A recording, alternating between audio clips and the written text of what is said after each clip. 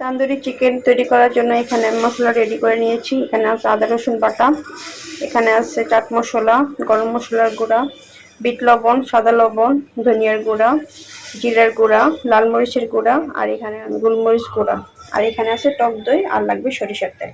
আর এখানে চিকেনটা রেডি করে নিয়েছি, আর সাথে একটু ফুড কালার দিয়ে দিব ভালো সুন্দর কালার আসার জন্য। সব মশলা একসাথে এখন মিশিয়ে নিব। মশলা একসাথে ভালোভাবে মিশিয়ে নিয়েছি, এখন এটা মাখিয়ে দিই।